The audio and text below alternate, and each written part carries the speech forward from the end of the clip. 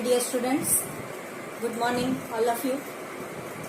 ફરી પાછા આપણે ચેપ્ટર નંબર 3 માં આગળના લેક્ચર તરફ આજે વધીએ છીએ, લેક્ચર નંબર 11, અને એમાં ગઈકાલે જે આપણે કિર્ચોફના નિયમ જોયા એના પર આધારિત દાખલા આપણે ગણવાના છે. તો પહેલો દાખલો ગણીએ છીએ, ઉદાહરણ 3.5. રકમ જોતા પહેલા આકૃતિ તરફ ધ્યાન આપો. ખૂબ સહેલો દાખલો છે, પરંતુ વિદ્યાર્થી મિત્રો આપણે ધ્યાન આપવાનું છે, કારણ કે દાખલા મોટા છે. આપણે જે સૂત્રો બધા જોઈ ગયા કિર્ચોફના નિયમના, શ્રેણી સમાંતરના, બરાબર, એના પર આધારિત આ દાખલા છે, એટલે એ સૂત્રોનો ઉપયોગ કરીને આપણે આ દાખલા ગણીશું. તો આકૃતિમાં જુઓ, બે અવરોધ આપેલા છે, 4 ઓહ્મ અને 4 ઓહ્મ. એને નામ આપીશું આપણે R1 અને R2. 12 અને 6 ઓહ્મ ને નામ આપીશું R3 અને R4. બરાબર. બાહ્ય પરિપથમાં એક બેટરી મૂકેલી છે 16 વોલ્ટની, E બરાબર 16 વોલ્ટ, અને અવરોધ જે છે 1 ઓહ્મ, આંતરિક અવરોધ. I જેટલો વિદ્યુત પ્રવાહ પસાર થાય છે. એ બિંદુ પાસે જંકશન છે, એમાંથી વહેતો પ્રવાહ I માંથી I1 અને I2 એના બે ફાટા પડે છે. પાછો અહીંયા ભેગો થાય I1 અને I2 એટલે I વિદ્યુત પ્રવાહ રચે, બરાબર, અને ફરી પાછો એ C બિંદુ પાસે છૂટો પડે એટલે I3 અને R4 ફરી પાછો અહીંયા ભેગો થઈને I વિદ્યુત પ્રવાહની રચના કરે. B અને C બિંદુ વચ્ચેનો અવરોધ જે છે 1 ઓહ્મ છે. તો સૌથી પહેલા તમારે A અને D વચ્ચેનો સમતુલ્ય અવરોધ શોધવાનો છે. એટલે કે આપણે લખીએ RAD ઇઝ ઇક્વલ ટુ, હવે જો A અને D ની વચ્ચે 4 અવરોધો આવેલા છે, R1, R2, R3, R4, અને આને નામ આપીશું R5. બરાબર. તો આ દરેક અવરોધનો સમતુલ્ય અવરોધ શોધીએ તો આપણને A અને D વચ્ચેનો સમતુલ્ય અવરોધ મળે.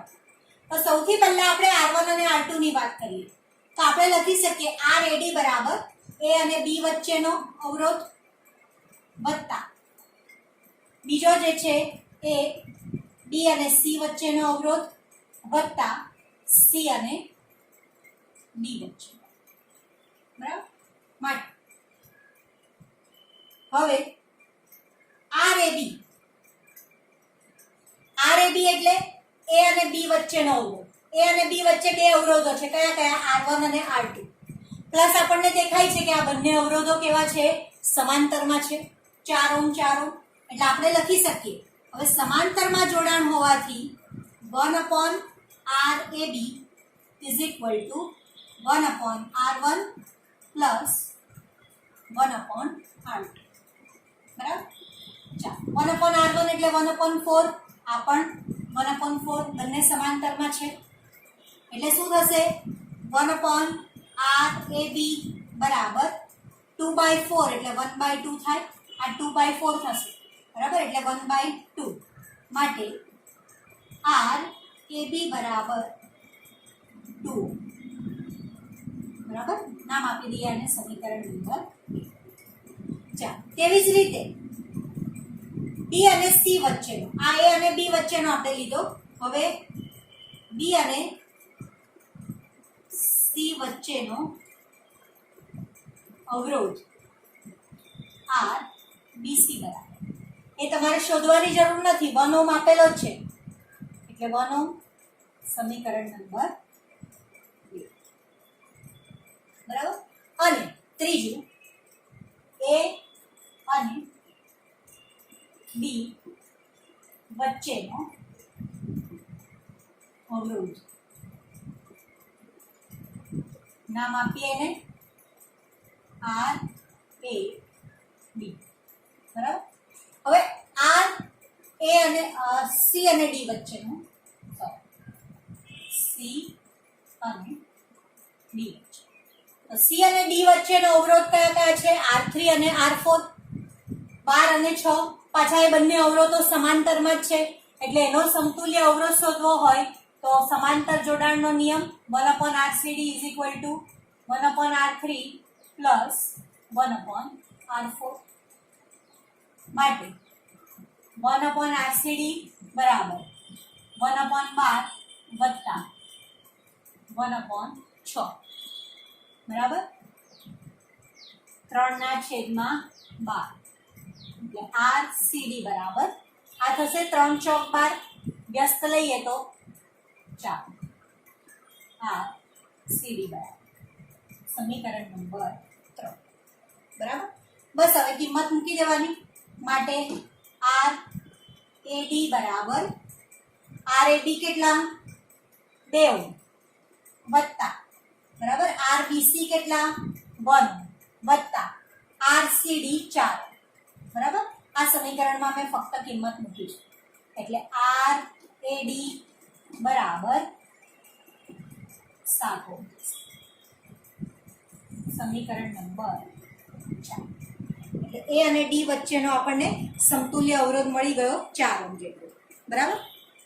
હવે બી શોધવાનું છે.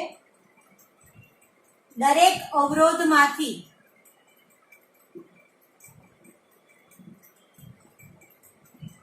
પસાર થતો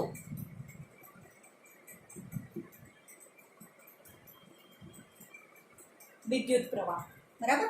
દરેક અવરોધમાંથી પસાર થતો વિદ્યુત પ્રવાહ તમારે શોધવાનો છે. બરાબર. તો દરેક અવરોધમાંથી જો પસાર થતો આપણે વિદ્યુત પ્રવાહ શોધવો હોય તો પહેલા તો આવશે એ અને બી વચ્ચે માંથી પસાર થતો વિદ્યુત પ્રવાહ I1 અને I2. 12 અને 6 એટલે કે R3 અને R4 માંથી પસાર થતો વિદ્યુત પ્રવાહ I3 અને R4 એ પણ શોધવો પડશે.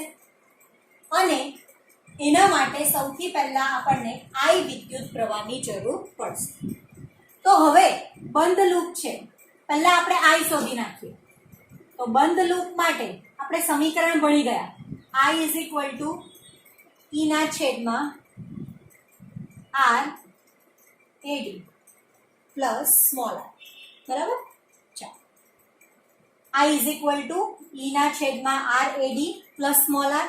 એ અને ડી વચ્ચેનો અવરોધ અને સ્મોલ r એ આંતરિક અવરોધ. I બરાબર E એટલે 16 વોલ્ટ આપેલું છે આપણને. E = 16 volt. આ સમીકરણ વિદ્યાર્થી મિત્રો આપણે ભણી ગયા છે. E ના છેદમાં V R plus small r. બરાબર છે. આપણે અહીં કેપિટલ V લીધેલું, અહીંયા EMF આપેલું છે એટલે I બરાબર E ના છેદમાં R plus small r. R એ કુલ અવરોધ એ અને ડી વચ્ચે કેટલો મળ્યો આપણને 7 વત્તા આંતરિક અવરોધ R કેટલો આપેલો છે 1 ઓહ્મ એટલે 1.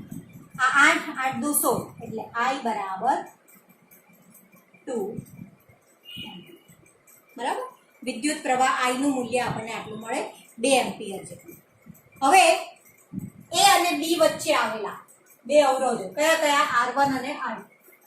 તો R1 અને R2 માંથી પસાર થતા વિદ્યુત પ્રવાહ કયા કયા છે I1 અને I2. આપણે દરેક અવરોધમાંથી પસાર થતો વિદ્યુત પ્રવાહ શોધવાનો છે. એટલે સૌથી પહેલા આપણે શોધીશું I1 અને I2. બંને અવરોધમાંથી R1 માંથી I1 પસાર થાય, R2 માંથી I2 પસાર થાય. પરંતુ આ R1 અને R2 અવરોધો જે છે એ શેમાં જોડેલા છે? સમાંતરમાં જોડેલા છે. અને સમાંતર જોડાણનો નિયમ આપણને એવું કહે છે કે વિદ્યુત પ્રવાહને વહેવા માટે એક કરતા વધારે માર્ગો ઉપલબ્ધ હોય અને અવરોધના બે છેડા વચ્ચેના વિદ્યુત સ્થિતિમાનનો તફાવત કેવો હોય છે? એક સમાન હોય છે. તો એને સમાંતર જોડાણ તરીકે ઓળખવામાં આવે છે. તો આપણે નિયમ પ્રમાણે જઈએ. વિદ્યુત સ્થિતિમાનનો તફાવત કેવો? સમાંતર જોડાણમાં સમાન. એટલે અહીંયા V1 અને V2 R1 ના બે છેડા વચ્ચેનો વિદ્યુત સ્થિતિમાનનો તફાવત V1 અને R2 ના બે છેડા વચ્ચેનો વિદ્યુત સ્થિતિમાનનો તફાવત V2. તો એ બંને વિદ્યુત સ્થિતિમાનો કેવા છે? સમાન છે. એટલે અહીંયા આપણે લખી શકીએ કે સમાંતર જોડાણ હોવાથી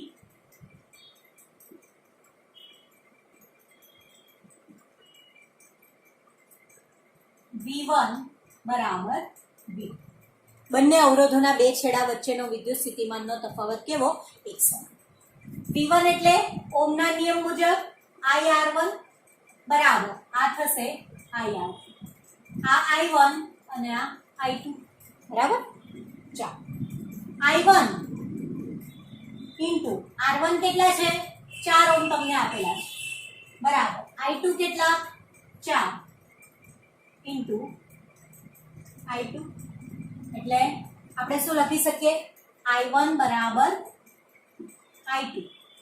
4 4 બંને બાજુથી નીકળી જશે. હવે જો તમને બે વિદ્યુત પ્રવાહો સમાન મળ્યા, આપણે લખી શકીએ કે I બરાબર 2 એમ્પિયર છે બરાબર, અહીંયા આપણે શોધ્યું I બરાબર 2 એમ્પિયર. અને બંને વિદ્યુત પ્રવાહો પાછા કેવા છે? એક સમાન છે. તો એનો અર્થ એ કે I1 બરાબર I2 બરાબર કેટલા થાય? 1 એમ્પિયર થાય. બરાબર, તો જ પછી 1 અને 1 1 + 1 = 2 થશે. આ આપણને મળેલો છે. બંને સરખા છે એમ કીધું છે એટલે 1 1 થાય. એ સિવાય કોઈ કોમ્બિનેશન શક્ય નથી. તો આ A અને B R1 અને R2 માંથી પસાર થતા વિદ્યુત પ્રવાહો ના મૂલ્ય મળ્યા. I1 બરાબર I2 બરાબર 1 એમ્પિયર. બરાબર, I = 2 એમ્પિયર. ચાલો પછી B અને C વચ્ચે, બરાબર, આ પહેલું. હવે B અને C વચ્ચેના અવરોધમાંથી પસાર થતો વિદ્યુત પ્રવાહ. બરાબર, B અને C વચ્ચે ફક્ત એક જ અવરોધ છે. કેટલો? 1 ઓહ્મ જેટલો. બરાબર ને? પણ એમાંથી પાછો કેટલો પસાર થશે B અને C માંથી? તો કે ભાઈ આ R1 અને R2 એટલે કે I1 અને I2, આ I1 અને આ I2 પાછા બંને અહીંયા ભેગા થયા તો કેટલો એમ્પિયર જેટલો વિદ્યુત પ્રવાહ થાય? 2 એમ્પિયર જેટલો વિદ્યુત પ્રવાહ પસાર થાય. એટલે B અને C ની વચ્ચે આ 2 એમ્પિયર જેટલો જ વિદ્યુત પ્રવાહ પસાર થશે. માંથી પસાર થતો વિદ્યુત પ્રવાહ કેટલો? I = 2 ampere. બરાબર છે. ચાલો, આ સમીકરણ નંબર 6. હવે આવ્યા છીએ આપણે C અને D વચ્ચે અવરોધ માંથી પસાર થતો વિદ્યુત પ્રવાહ. બરાબર, C અને D પાછા બંને અવરોધો કેવા છે? સમાંતર જોડાણમાં છે. એટલે એના બે છેડા વચ્ચેના વિદ્યુત સ્થિતિમાનના તફાવત પાછા સમાન થાય. બરાબર, એટલે અહીંયા લખવાનું ઉપરની જેમ જ. અહીં પણ સમાંતર જોડાણ હોવાથી V3 બરાબર V4. આપણે સમીકરણમાં ભણી ગયા એવી રીતે. V3 એટલે I3R3 બરાબર I4R4. ચાલો, I3 શોધવાનું છે આપણે. ગુણ્યા R3 કેટલા છે? 12 બરાબર I4 શોધવાનું છે અને R4 કેટલા છે? 6 આપેલું છે. બરાબર, ગુણાકાર ભાગાકાર કરો તો આ 6 દુ 12 થશે. બરાબર છે. તો 2I3 = I4. બરાબર, આવી કિંમત મળશે. ચાલો, એને આપણે નામ આપી દઈએ સમીકરણ નંબર 7. બરાબર, એક આપણે C અને D વચ્ચેના અવરોધોમાંથી પસાર થતો વિદ્યુત પ્રવાહ 2I3 = I4 જેટલું આપણને એનું મૂલ્ય મળે છે. ચાલો, હવે C બિંદુ પાસે જો, તો C પાસે જંક્શનનો નિયમ વાપરીએ. ગઈકાલે આપણે મિત્રો ભણી ગયા, મેં તમને કીધેલું કે કિર્ચોફનો બીજો નિયમ જે છે એ લૂપનો નિયમ છે અને કિર્ચોફનો પ્રથમ નિયમ જે છે જંક્શનનો નિયમ છે. શું કહે છે? જંક્શન પાસે ભેગા મળતા વિદ્યુત પ્રવાહોનો બૈજિક સરવાળો 0 હોય છે. તો C પાસે કયા કયા વિદ્યુત પ્રવાહો મળે છે? તો હું લખી શકું C પાસે અહીંયાથી I જેટલો વિદ્યુત પ્રવાહ પસાર થાય છે ભેગો થઈને, ફરી પાછો છૂટો પડે છે તો I = I3 + I4 લખાય. I બરાબર I જેટલો વિદ્યુત પ્રવાહ પસાર થાય C પાસે I3 + I4 એટલે I બરાબર I3 + I4.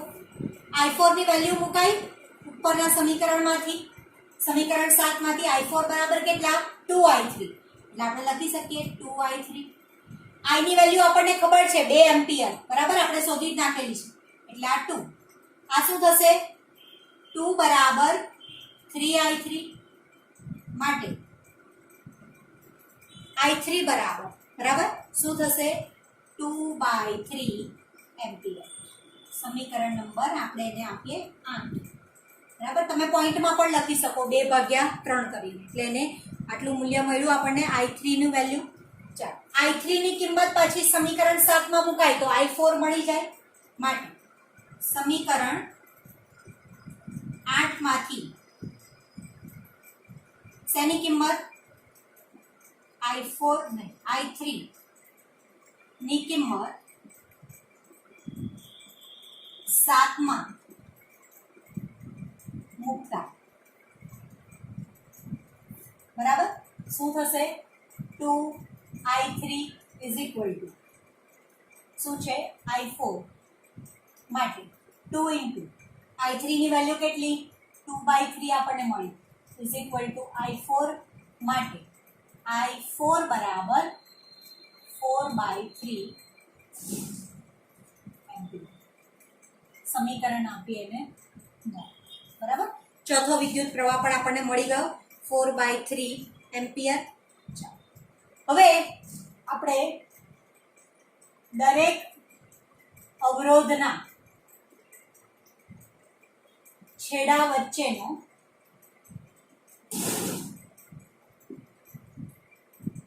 વિદ્યુત સ્થિતિમાનનો તફાવત શોધવાનો છે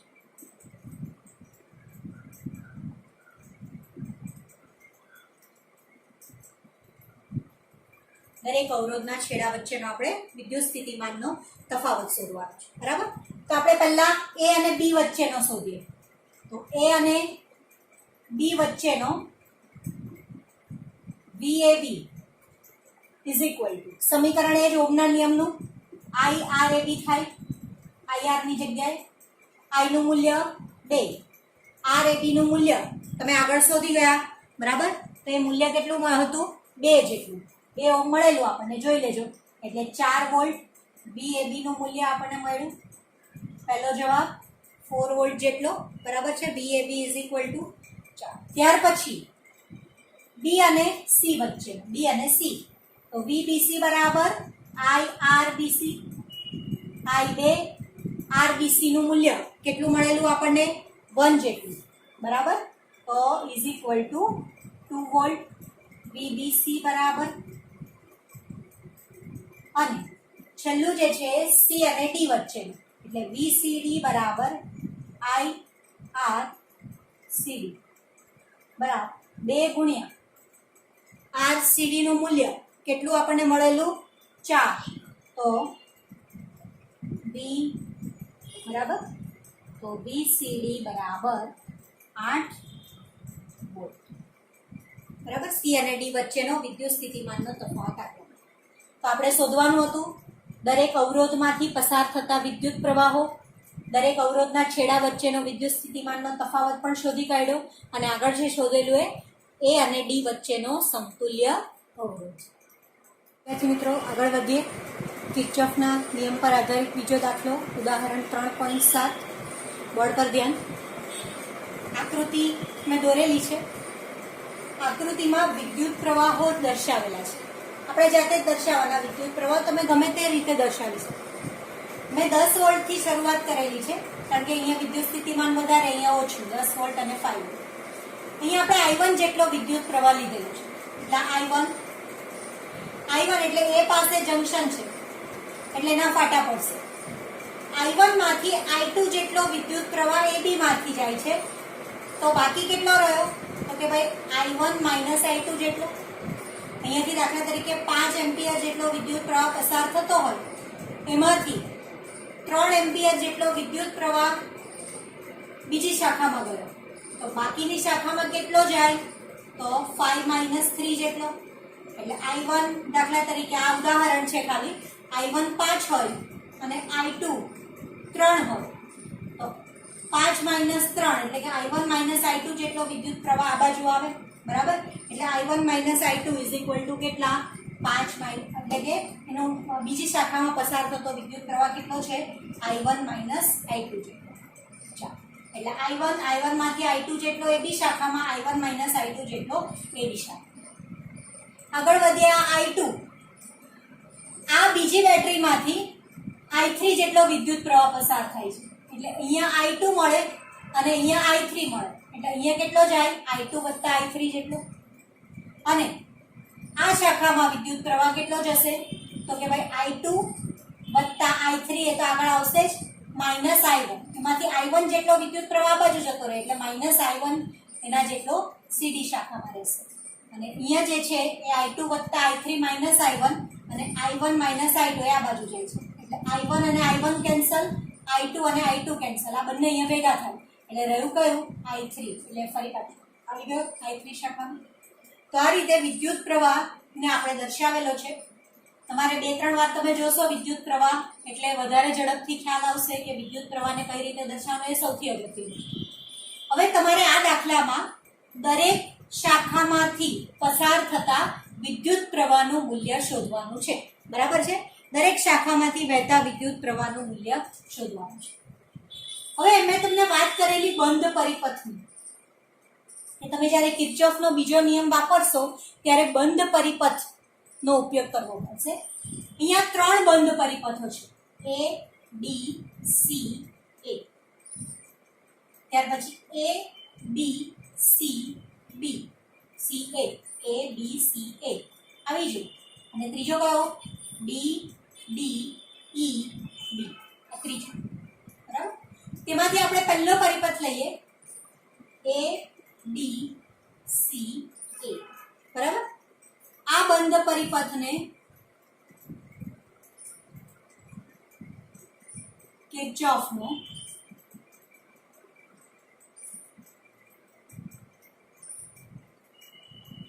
સેકન્ડ લો લગાવ્યો. બરાબર? A, B, C, A. તમે A, C, D, A લખો તો પણ વાંધો નથી, ક્રમ કોઈ પણ હોય, વિદ્યુત પ્રવાહ અને એની નિશાની તમારે બરાબર દર્શાવવાની છે. હવે ગઈકાલની સંજ્ઞા પ્રણાલી તમને ફરી પાછી યાદ કરાવતી જઈશ, તમારે પણ યાદ રાખવાની છે.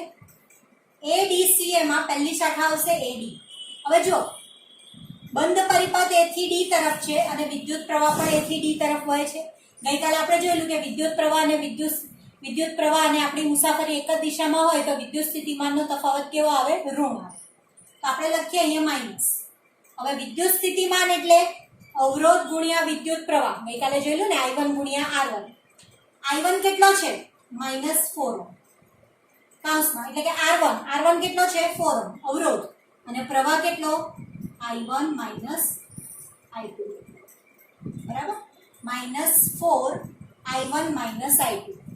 બરાબર? આ R અને આ જે છે એ આપણો વિદ્યુત પ્રવાહ I બરાબર V થાય. V IR. આપણે તો વિદ્યુત સ્થિતિમાનનો તફાવત જ લખશું એટલે IR માં I ની જગ્યાએ I1 I2, R ની જગ્યાએ 4. જે દિશામાં આપણે જઈએ છીએ એ દિશામાં મુસાફરી છે, એ દિશામાં પ્રવાહ છે એટલે આગળની નિશાની કેવી આવશે? માઈનસની આવશે. એટલે -4 I1 I2.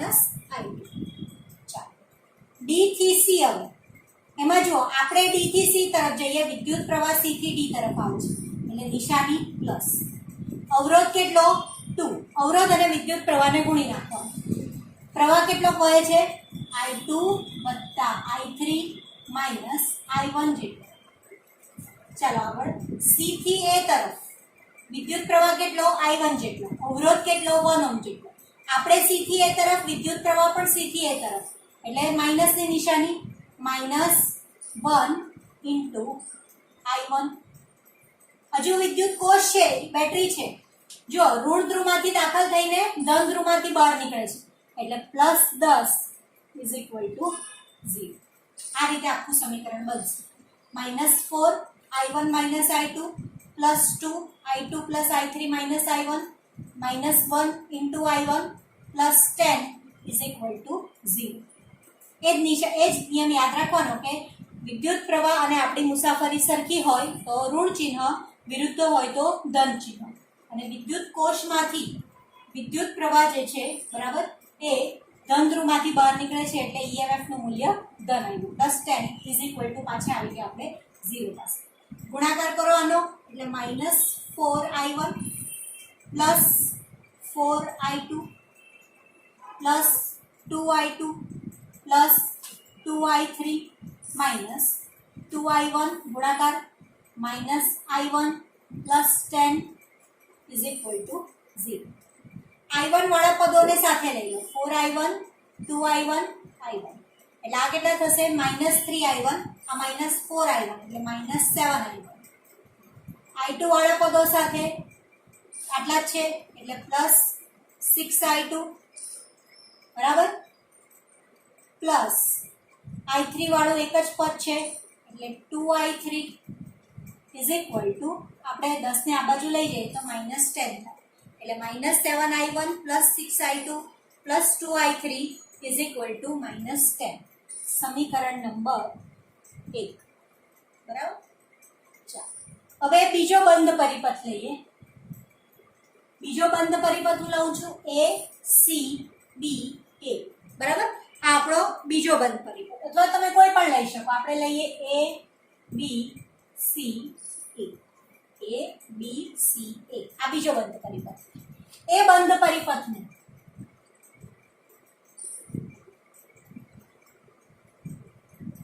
કિર્ચોફનો સેકન્ડ લો, બીજો નિયમ લગાવો. ચાલો બંધ પરિપથ માટે તો ABC એ બંધ પરિપથને તમે ફરીથી પાછો કિર્ચોફનો બીજો નિયમ લગાડો તો AB માટે થશે -4i2. વિદ્યુત પ્રવાહ પણ આ દિશામાં, આપણી મુસાફરી પણ એ દિશામાં, એટલે -4 અવરોધ અને વિદ્યુત પ્રવાહ i2 બંનેનો ગુણાકાર વિદ્યુત સ્થિતિમાન આવે -4i2. B થી C એમાં પણ એ જ, B થી C તરફ વિદ્યુત પ્રવાહ પણ એક દિશામાં, એટલે -2i2 + i3 જેટલો વિદ્યુત પ્રવાહ છે, એટલે i2 + i3. C થી A એટલે પાછું -1 × i1 થાય. બંનેની દિશા પાછી સમાન જ છે વિદ્યુત પ્રવાહની અને આપણી મુસાફરીની, એટલે -1 × i1 અને ફરી પાછું +10 ઇઝ ઇક્વલ ટુ 0. ચાલો સાદું રૂપ આપો તો -4i2 -2i2 -2i3 -i1 +10 is equal to 0. -i1 6i2 -2i3 is equal to -10 થાય. બરાબર. 10 ને પાછા પેલી બાજુ લઈ ગયા, એટલે i1 માં +2i3 + 6i2 is equal to 10. જો માઇનસની નિશાનીને કાઢી નાખીએ તો i1 + 6i2 + 2i3 is equal to 10. સમીકરણ નંબર 2. બરાબર. બીજું સમીકરણ આ મળ્યું આપણને. A B C એ બંધ પરિપથને આપણે કિર્ચોફનો બીજો નિયમ લગાવ્યો. હવે ત્રીજું B C D E B. ત્રીજો બંધ પરિપથ એટલે B C D E B. બંધ પરિપથને કિર્ચોફનો સેકન્ડ લો આપણે લગાડીએ પાછો. બરાબર. તો એ બંધ પરિપથમાં શું થશે તો કે આ B C D. બરાબર. તો આખી જે શાખા છે એ પાછી બે ભાગમાં વહેંચાયેલી છે. તો પહેલા શું થશે -2i2 + i3. પહેલા આટલી જોઈએ BC, તો -2i2 + i3.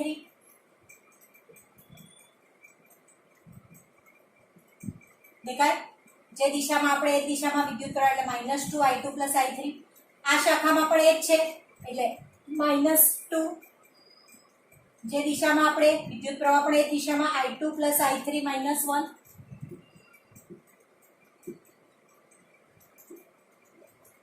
-i1. બરાબર. ચાલો આગળ i3. અહીંયા કોઈ અવરોધ નથી એટલે વિદ્યુત સ્થિતિમાનનો તફાવત નહીં થાય, પણ અહીંયાથી વિદ્યુત પ્રવાહ પસાર થાય છે અને ઋણ ધ્રુવમાંથી દાખલ થઈને ધન ધ્રુવ વાટે બહાર નીકળે છે, એટલે શું થશે +5 ઇઝ ઇક્વલ ટુ 0.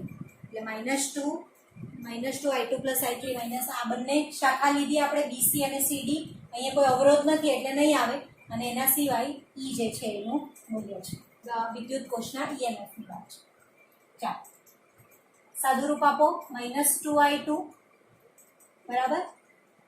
અહીંયા થશે -2i3 -2i2 -2i3 + 2i1 + 5 is equal to 0. બરાબર. ચાલો i2 વાળા પદો સાથે i1 વાળું પદ સાથે એટલે 2i1.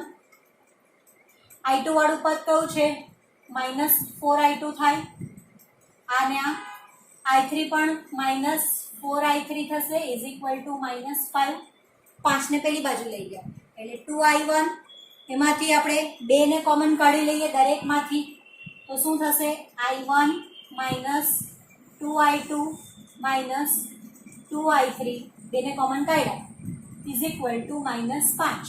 2 ને નીચે લઈ જાઓ તો I1 -2I2 -2I3 is equal to -5. 2 ને નીચે લઈ ગયા તો 2.5.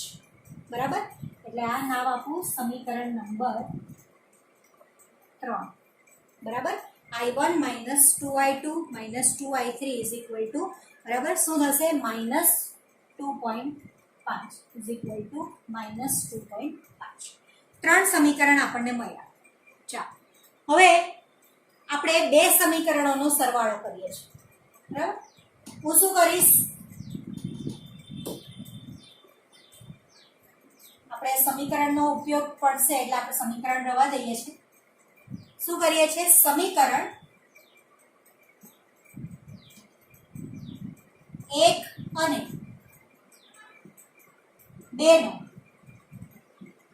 બરાબર 1 અને 3 લઈએ પહેલા તો 1 અને 2 નો સરવાળો કરતા આ સમીકરણ નંબર 1, આ સમીકરણ નંબર 2. બરાબર, એટલે શું થશે -7I1, આ ડાબી બાજુ અને જમણી બાજુનો સરવાળો કરવા -7I1 +I1 +6I2 +6I2 બરાબર +2I3 +2I3 is equal to 10 - 10 એટલે શું થઈ જશે 0 થઈ જશે. બરાબર, જો વિદ્યાર્થી મિત્રો સમીકરણ 1 માં નિશાની બદલી કાઢીએ, જો અહીંયાથી માઇનસની નિશાની કાઢી નાખું બહાર કોમન તો અહીંયા થશે 7I1 -6I2 બરાબર -2I3 ઇઝ ઇક્વલ ટુ +10.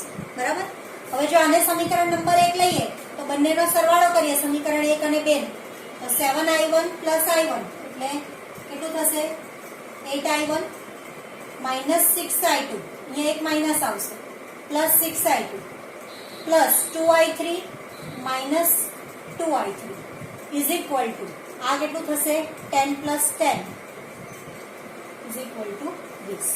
ચાલો એટલે શું લખાય, આ સમીકરણ નંબર આપણું 1 હતું, જગ્યાનો અભાવ છે એટલે ભૂસી નાખું છું અહીંયા. હવે થશે 7 ને 1 8, 8I1, આ નીકળી જશે 0, આ પણ જતું રહેશે 0 એટલે 8I1 ઇઝ ઇક્વલ ટુ 20. માટે I1 બરાબર 20/8 ઇમ્પ્લાઇઝ I1 બરાબર 4 વડે ભાગ ચાલે એટલે 4 5/2 પહેલો વિદ્યુત પ્રવાહ મળે છે I1 is equal to 5/2 ampere.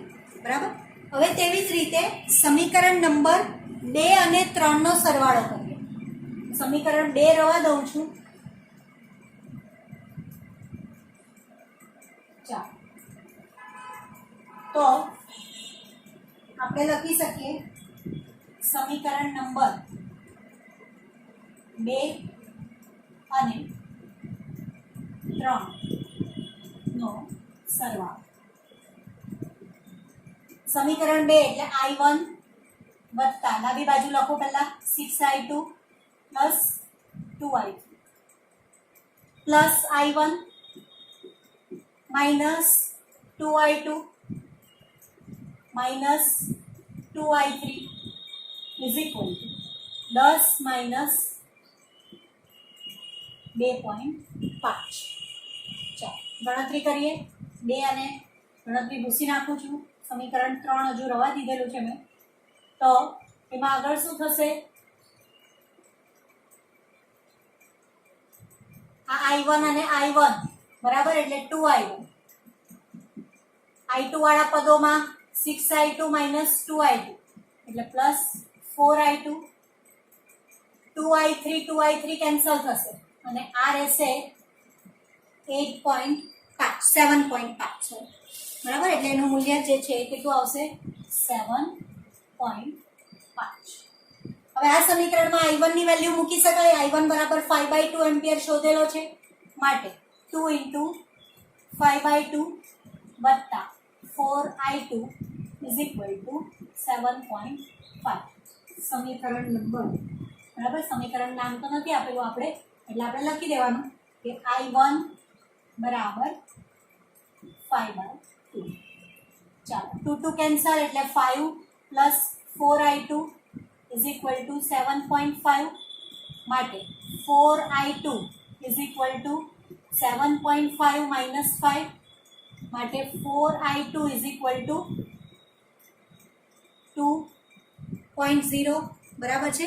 ચાલો તો એનું મૂલ્ય 2.5 થશે. 4I2 is equal to 7.5 minus 5 એટલે 2.5. માટે I2 બરાબર 2.5 ના છેદમાં 4 એમ્પિયર જેટલું. તો I2 બરાબર કેટલું થાય? આપણે લખી શકીએ 5/8 એમ્પિયર. ચાલો એટલે I2 ની વેલ્યુ પણ મળી ગઈ. I1 અને I2 મળી ગયા. કોઈ પણ એક સમીકરણમાં, સમીકરણ 1, 2 અને 3 માંથી કોઈ પણ એક સમીકરણમાં આપણે I1 અને I2 ના મૂલ્ય મૂકી શકીએ. તો આપણે શું કરીએ, અહીંયા સમીકરણ નંબર 3 હતું, તેમાં સમીકરણ 3 માં I1 અને I2 ના મૂલ્યો મૂકતા. બરાબર. તો શું થશે? સમીકરણ નંબર 3 આપણું શું હતું, ફરી પાછું જોઈએ. I1 minus 2I2 minus 2I3 બરાબર છે, is equal to minus 2.5. I1 minus 2. I2 નું મૂલ્ય કેટલું છે? 5/8. I1 ની વેલ્યુ કેટલી? 5/2. એ પણ મૂકી દો. 5/2 minus 2I3 is equal to minus 2.5. આની ગણતરી કરીએ તો આ છે 5/2 માઇનસ કેટલું થશે? 5/4 2 ચોગા minus 2I3 is equal to minus 2.5. બરાબર. ચાલો ગુણાકાર ભાગાકાર કરશું એટલે આ 5/2 એટલે 2.5 minus 5/4 minus 2I3 is equal to minus 2.5. આ બાજુ જાય બરાબર, તો minus 2I3 ને આપણે કરતા બનાવીએ તો 2.5 minus 5/4 minus 2I3 is equal to બરાબર કેટલા થશે? બાકીના બધા પદોને આ બાજુ લઈ આવો તો 2.5 minus 5/4 plus 2.5. 2.5 ને આ બાજુ લાવી 2I3 ને આ બાજુ લઈ જાવ છો તો પ્લસ થઈ જાય 2I3. માટે 2I3 is equal to આ થશે 5 minus 5/4. આ કેટલું થાય? 15/4.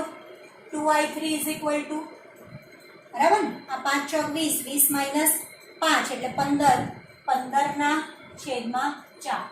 માટે I3 બરાબર શું થાય? 15/8 એમ્પિયર I3 નું મૂલ્ય. બરાબર. ચાલો ત્રણે ત્રણ વિદ્યુત પ્રવાહ મળી ગયા. હવે તમને પૂછેલું છે દરેક શાખામાંથી વહેતો વિદ્યુત પ્રવાહ શોધો.